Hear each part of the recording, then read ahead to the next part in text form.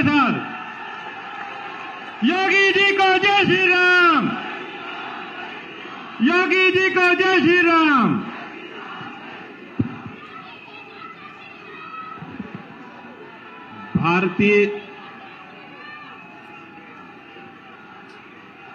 भारत माता की, भारत माता की, भारत माता की। वंदे वंदे वंदे। जगत जननी मां भगवती चंडी देवी और माता मनसा देवी के पावन दरबार को कोटि कोटि नमन करते हुए गुरुओं की साधना, उनकी भक्ति और शक्ति के इस अद्भुत संगम के चंडीगढ़ में आप सभी चंडीगढ़ वासियों का मैं हृदय से अभिनंदन करता हूं, स्वागत करता हूं। मंच पर उपस्थित भारतीय जनता पार्टी के प्रदेश के अध्यक्ष श्री जितेंद्र पाल मल्होत्रा जी, राष्ट्रीय उपाध्यक्ष सुश्री सरोज पांडे जी, माननीय सांसद श्रीमती किरण खैर जी, भारतीय जनता पार्टी के लोकप्रिय प्रत्याशी श्री संजय टंडन जी, उत्तर प्रदेश सरकार के पूर्व मंत्री और गाजियाबाद से जिन्होंने अभी चुनाव लड़ा है और वहां के भावी सांसद श्री अतुल गर्ग जी, भारतीय जनता पार्टी के उपाध्यक्षगण श्री रामवीर भट्टी जी, श्री शक्ति देवशाली जी, महामंत्रीगण श्री हुकुमचंद जी, श्री अमित जिंदल जी, मंच पर उपस्थित श्री विनोद शर्मा जी, कुलजीत संधू जी, और जिनके गाने ने पूरे देश में धूम मचा रखी है, ऐसे श्री कन्हैया मित्तल जी, उन्होंने 2022 में उत्तर प्रदेश विधानसभा के लिए गाना हनुमान जी की ही कृपा से रचित लिखा था, और वह गाना आज जहां कहीं भी मैं जाता हूं मुझे वही सुनाई देता है कि जो राम को लाए हैं। और उन्होंने मुझे बताया कि अभी आपको सुनाया है, मुझे यह भी पता लगा है कि बगल में ही उनका मोहल्ला भी है। ऐसे कन्हैया मित्तल जी, गोपाल शुक्ला जी हमारे पूर्वांचल प्रकोष्ठ के अध्यक्ष हैं, पूर्व senior deputy mayor Shri Dilip Sharma ji, Anil Dubey ji, Harshankar Mishra ji, प्रदेश सचिव शशिशंकर तिवारी जी, नरेंद्र पांडे जी, और भारी संख्या में चंडीगढ़ में उपस्थित मेरे सभी उपस्थित बहन और भाइयों, मैं सबसे पहले आज आप सबके बीच में यहां पर मर्यादा पुरुषोत्तम भगवान श्री राम की पावन जन्मभूमि से आया हूं। आप सबको राम राम।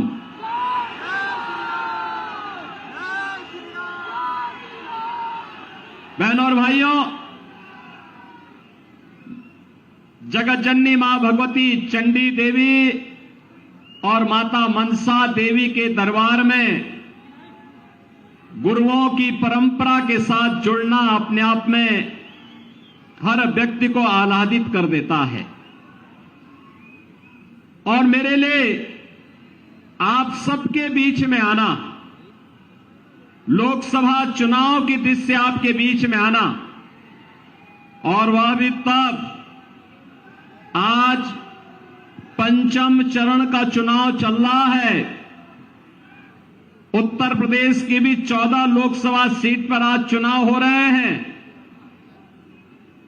बहनों और भाइयों, पूरे देश के अंदर 4 चरण के चुनाव पहले ही संपन्न हो चुके हैं, लेकिन मैं निश्चिंत होकर के चंडीगढ़ में हूं, क्योंकि मुझे मालूम है कि जो भाव चंडीगढ़ का है, जो भावना पूरे देश की है, उत्तर दक्षिण पूरब पश्चिम, वही तो उत्तर प्रदेश का भी है। पहली बार हो रहा है कि पहले अभी पांचवां चरण का है, 2 चरण इसके बाद भी है, लेकिन देश निश्चिंत है कि 4 जून को जब परिणाम आएगा तो जो जनता कहती है ना कि चाहे जितना जोर लगा लो, आएंगे तो मोदी ही और जीतेंगे तो हम लोग निश्चिंत हैं, क्योंकि परिणाम के बारे में जनता जनार्दन पहले से ही तय कर रखी है कि तीसरी बार, फिर एक बार, फिर एक बार और अब की बार 400 पार की बात करते हैं तो कांग्रेस को चक्कर आने लगता है, क्योंकि कांग्रेस स्वयं 400 सीट पर चुनाव नहीं लड़ी है। तो वह अगर 400 सीट पर चुनाव लड़ती तो वो भी कह सकती थी, लेकिन उसको उसके कारनामों के कारण देश की जनता जनार्दन ने इस लायक नहीं छोड़ा कि वो 400 सीटों पर भी चुनाव लड़ सके। और इसलिए बहनों और भाइयों, जब जनता जनार्दन से कांग्रेस के लोग पूछते हैं, आम आदमी पार्टी के लोग पूछते हैं कि 400 पार का मतलब क्या है, तो जनता जनार्दन उसका जवाब दे देती है, कहती है जो राम को लाए हैं हम उनको लाएंगे, क्योंकि जो राम का है वही राष्ट्र का है, जो राम का है वही हमारा है, बाकी किसी काम का नहीं है। और बहनों और भाइयों, अगर आपको देखना है, पूरा चुनाव अब इसके इर्द गिर्द ही घूम चुका है।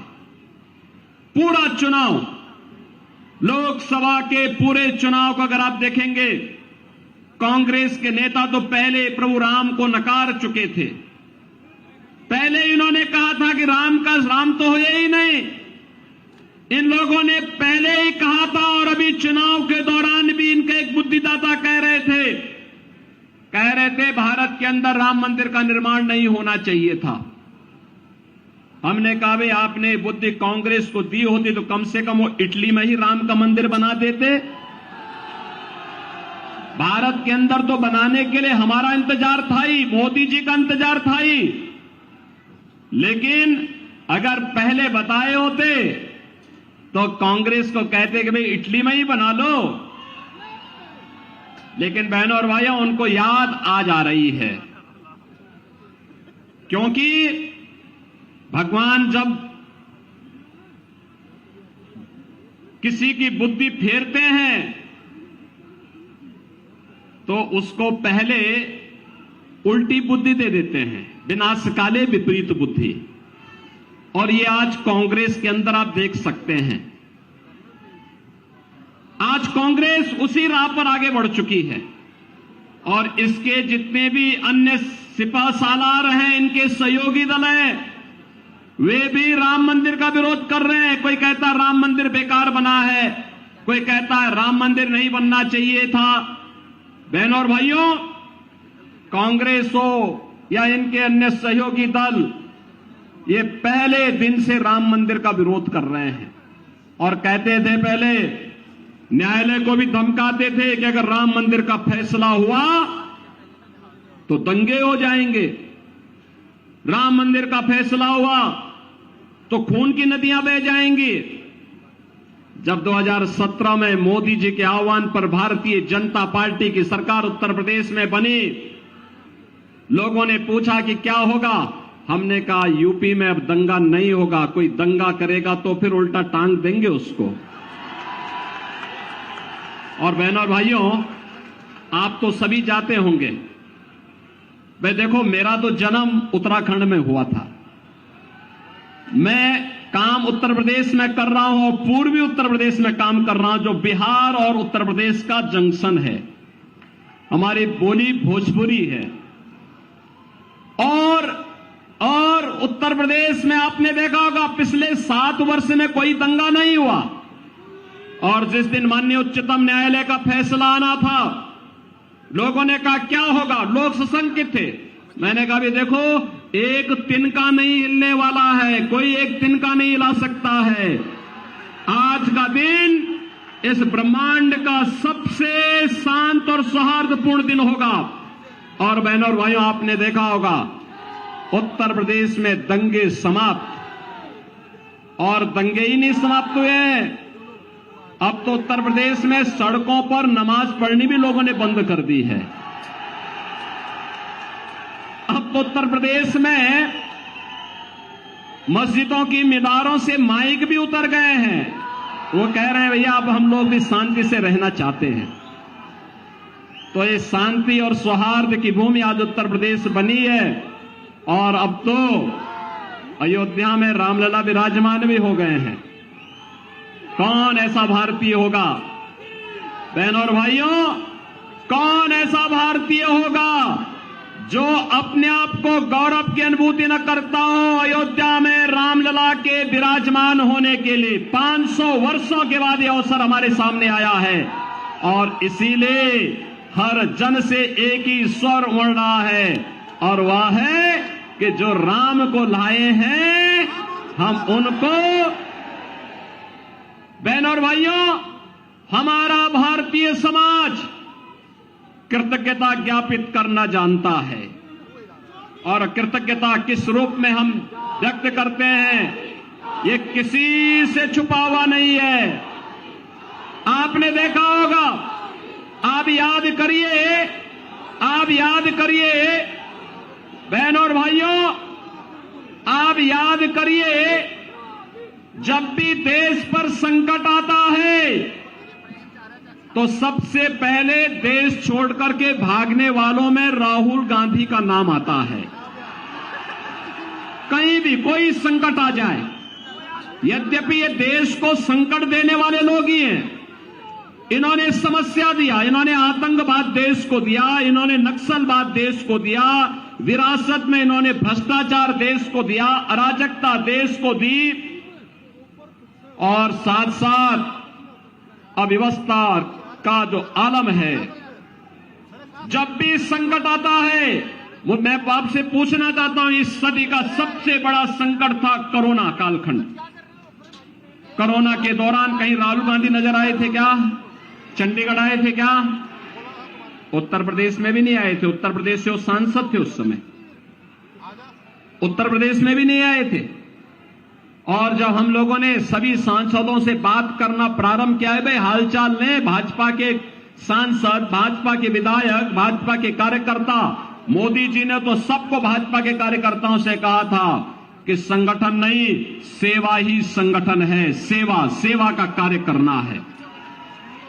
और बहनों और भाइयों, उस दौरान भारतीय जनता पार्टी के जनप्रतिनिधि, भारतीय जनता पार्टी के कार्यकर्ता जनता जनार्दन की सेवा में थे। मैं स्वयं मुख्यमंत्री के रूप में गांव-गांव जाता था, जनपद जनपद में जाता था। 1 करोड़ प्रवासी उत्तर प्रदेश में आए थे, जो बिहार जाने वाले थे, बंगाल जाने वाले थे, झारखंड, असम, उड़ीसा, मध्य प्रदेश, और फिर इधर से राजस्थान की ओर जाने वाले थे, उत्तराखंड जाने वाले थे। इन सब की व्यवस्था उत्तर प्रदेश में रह करके मैं कर रहा था। 14,000 बसेज मैंने लगवाई थी इसके लिए, उनको सुरक्षित उनके घरों तक पहुंचाने के लिए। बहुत सारे लोग मुझसे कहते थे कि लॉकडाउन है, आप ऐसे क्यों कर रहे हैं? हमने कहा भी देखो, ये सब हमारे नागरिक हैं, उनका अधिकार है, और जो भी करना पड़ेगा हम जान पल खेल करके उनकी सेवा करेंगे, उनको सुरक्षित स्थान पर पहुंचाने का काम करेंगे। और मैं धन्यवाद देना चाहूंगा चंडीगढ़ यूनिट को, खासतौर पर संजय टंडन जी को और उनकी पूरी टीम को। चंडीगढ़ में इन्होंने जिस प्रकार का अद्भुत कार्य किया था सेवा का, बहनों और भाइयों, वह अन्यत्र देखने को नहीं मिलता। बेहतरीन कार्य किया था। लगातार कई महीनों तक चंडीगढ़ भाजपा की यूनिट कोरोना कालखंड में हर जरूरतमंद को फ्री में लंगर करवाने का, भोजन करवाने का काम कर रही थी, उनकी सेवा के लिए समर्पित भाव के साथ काम कर रही थी।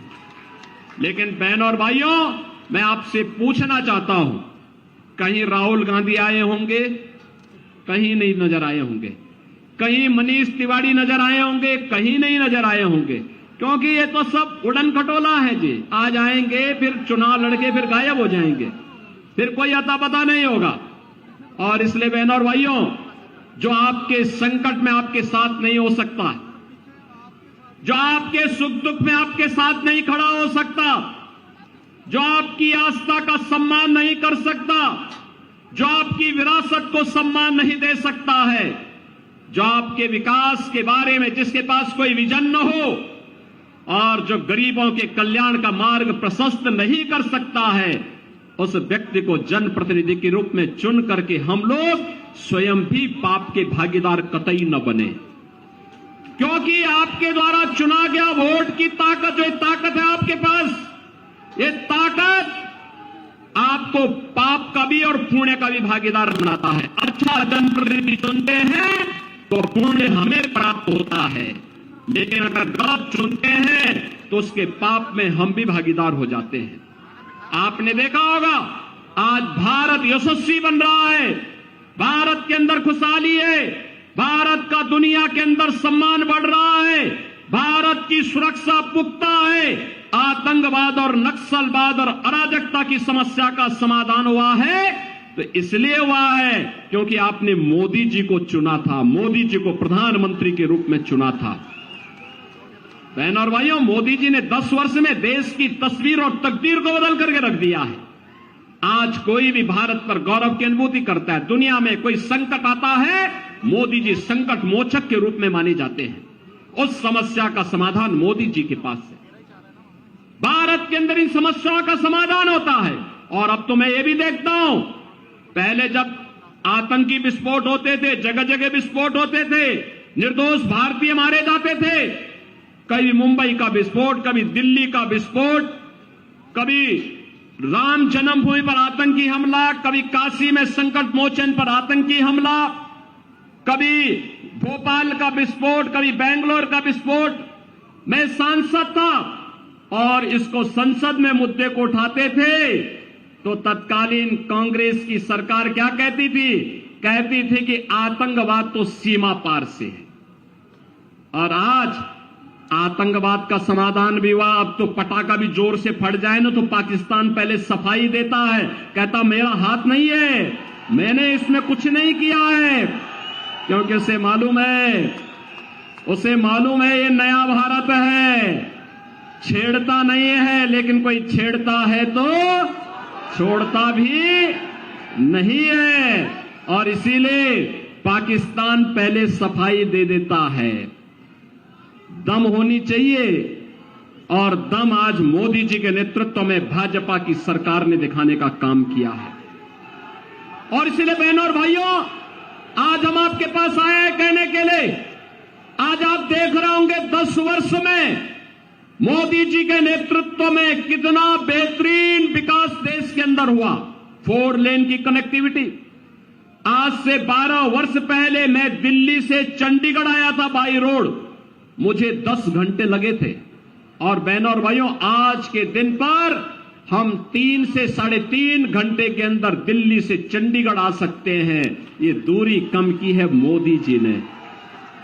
ट्रेन में वंदे भारत, अमृत भारत और अमृत नमो Bharat train, world class train की सुविधा आज मिल रही है। मेट्रो की सुविधा मिल रही है।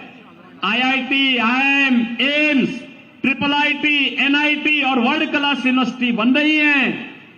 हर घर नल और नल में जल, ये भी RO का जल, ये काम भी मोदी जी के द्वारा पूरे देश के अंदर किया जा रहा है। बहनों और भाइयों, विकास भी है।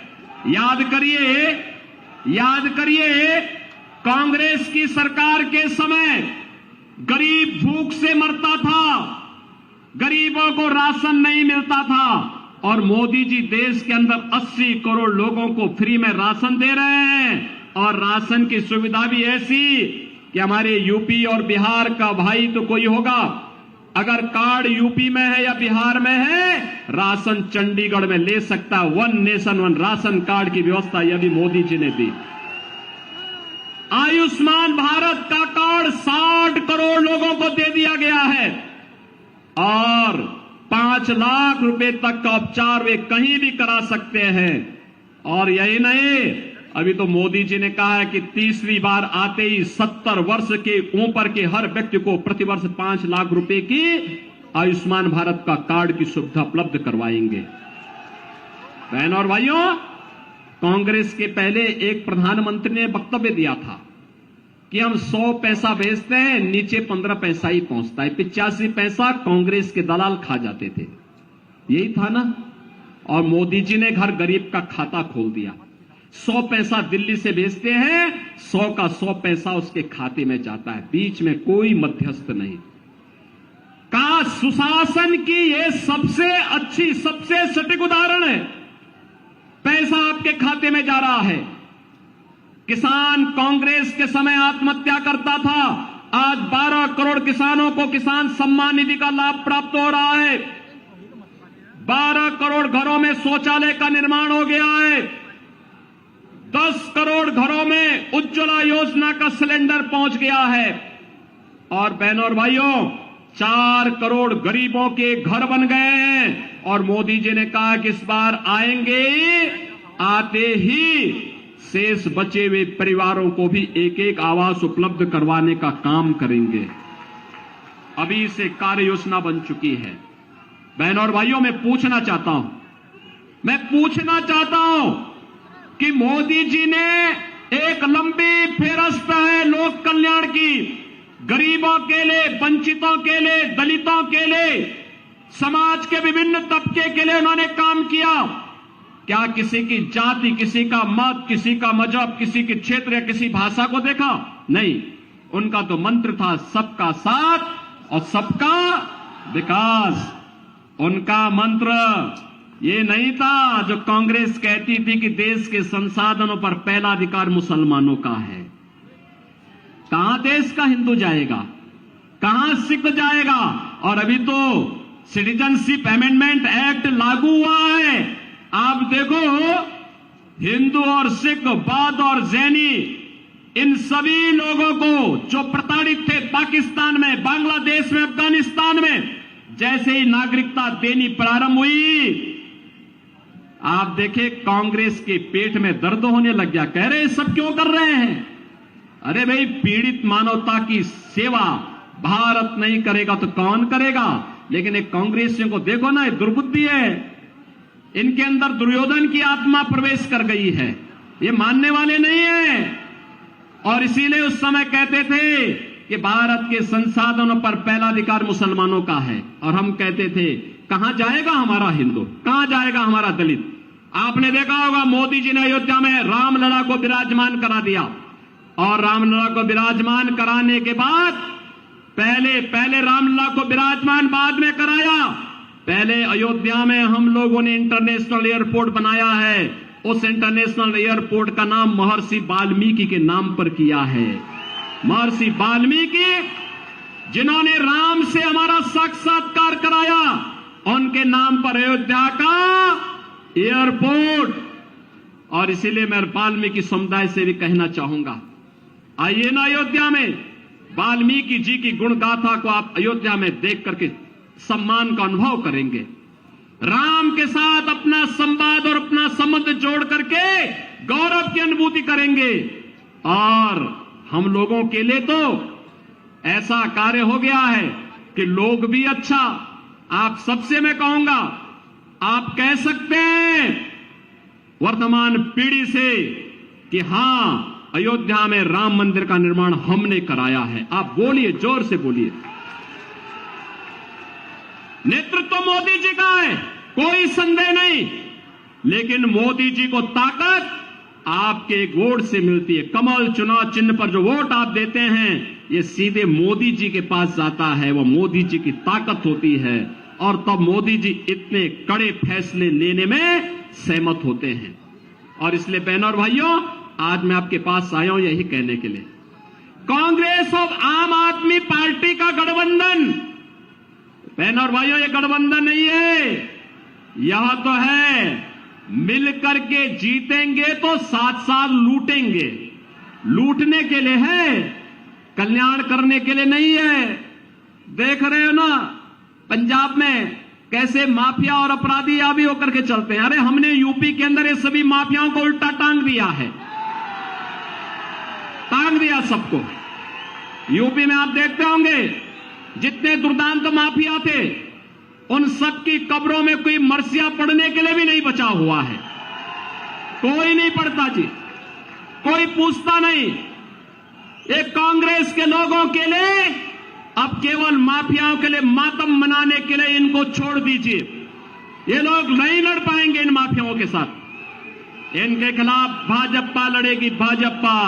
और इसीलिए मैं आपसे कहने के लिए आया हूं, ये गुमराह करेंगे, झूठ बोलेंगे, तमाम प्रकार के अफवाह फैलाएंगे।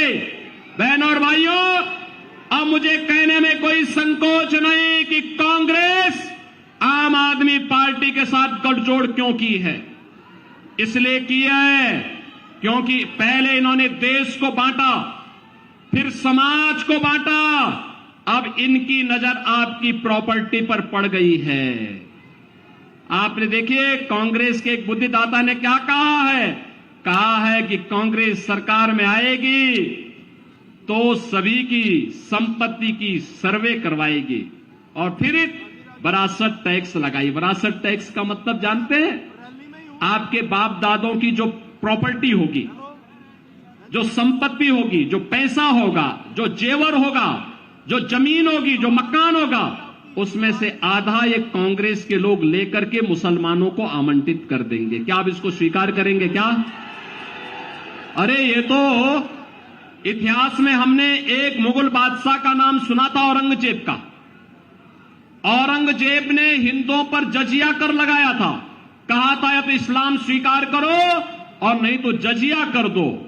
बहन और भाइयों, औरंगजेब कोई मुसलमान भी, सभ्य मुसलमान भी अपने पुत्र का नाम औरंगजेब नहीं रखता, क्योंकि औरंगजेब ने सबसे पहले अपने भाई की हत्या की सत्ता के लिए और फिर अपने बाप को ही जेल के अंदर डाल करके पानी के एक बूंद के लिए तरसाया था, एक बूंद के लिए तरसाया था और अपने सत्ता पे कब्जा कर लिया था। हिंदुओं के मंदिर तोड़े, उसके खिलाफ उस समय हिंदू राजाओं ने छत्रपति शिवाजी महाराज के नेतृत्व में एक बड़ी लड़ाई लड़ी थी। गुरुओं ने बड़ी लड़ाई लड़ी थी, सिख गुरुओं ने उसके खिलाफ लड़ाई लड़ी थी। कश्मीर के हिंदुओं को बचाने का काम गुरु तेग बहादुर जी महाराज ने उस कालखंड में किया था।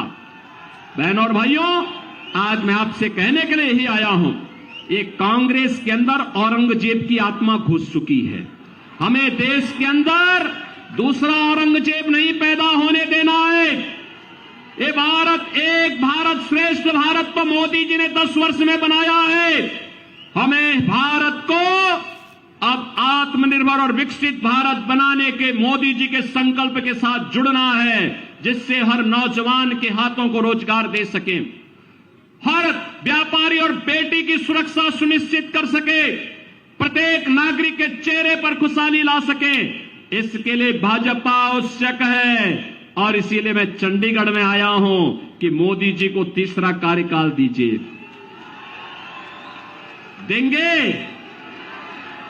देंगे आप लोग? बहन और भाइयों, 1 जून को आपका चुनाव है। 1 जून को है ना? 1 जून को है और इसीलिए मैं आया हूं। आपके पास समय है, आज 20 मई है, आपके पास 10 दिन का समय है प्रचार के लिए। इन 10 दिनों में आप सभी चंडीगढ़ वासियों के घर में और खासतौर पर यूपी, बिहार, उत्तराखंड और वाल्मीकि समुदाय के साथ में जाकर के बोलिए कि महर्षि वाल्मीकि को सम्मान है। जो राम को ही नहीं मानता, वाल्मीकि को कैसे मानेगा कांग्रेस के लोग? कहां मानेंगे? और महर्षि वाल्मीकि हमारे लिए पूज्य हैं, क्योंकि और इसीलिए मोदी जी ने मुझे कहा कि रामलला का विराजमान होने के पहले महर्षि वाल्मीकि का पूजन होना है। हमने कहा एयरपोर्ट का नामकरण का प्रस्ताव में भेज रहा हूं, इंटरनेशनल एयरपोर्ट महर्षि वाल्मीकि के नाम पर पहला इंटरनेशनल एयरपोर्ट हमने यूपी में बनाया है, और भी अयोध्या का एयरपोर्ट। इसलिए उनके पास भी जाइए और उन सब से कहिए हमें भारत को नया भारत बनाना है, आत्मनिर्भर और विकसित भारत बनाना है। इसके लिए मोदी जी आवश्यक हैं। और बहनों और भाइयों, एक एक व्यक्ति, एक एक जितने भी लोग यहां पे आए हैं, मैं आप सबसे अपील करूंगा, आप सभी भाजपा के कमल चुनाव चिन्ह पे वोट देंगे। सभी लोग, जहां तक मेरी आवाज जा रही है तो दोनों हाथ लाके मुझे बताओ पहले, यहां से संजय टंडन जी को जिता के भेजेंगे। लेकिन इसके लिए 2 काम करने होंगे आपको। पहला काम, 10 दिन का चुनाव बाकी है। प्रतिदिन हर मतदाता, जितने लोग यहां पे आए हैं, हर मतदाता तय करे कि मैं 5 घर कमल चुनाव चिन्ह के लिए 5 घर में जनसंपर्क करूंगा। करेंगे? 10 दिन का मतलब 50 घर में कर लेंगे। और चुनाव के दिन उन्हें मतदान केंद्र में ले जाना है, फिर मतदान कराना है। करेंगे? अरे देखो, मोदी जी ने पूरा जीवन देश के लिए दिया है। आप 10 दिन का समय देश की खातिर दे देंगे एक अच्छी सरकार बनाने में, तो देश की आवाज के साथ आप भी जुड़ जाएंगे। और जो कन्हैया मित्तल कहते हैं कि जो राम को लाए हैं, हम उनको, जो राम को लाए हैं, सहमत है ना? सभी लोग सहमत हैं? सभी लोग सहमत हैं? दोनों हाथ लाके बताओ मुझे, जहां तक पीछे तक, जहां तक मेरी आवाज जा रही है, सभी लोग सहमत हैं? तो मेरे साथ बोलेंगे, भारत माता की, भारत माता की, भारत माता की जय श्री राम, जय जय श्री राम, जय श्री राम। बहुत बहुत धन्यवाद योगी जी। मैं निवेदन करूंगा हुक्मचंद जी से, महामंत्री जी से, सभी का धन्यवाद करें। महामंत्री हुक्मचंद जी।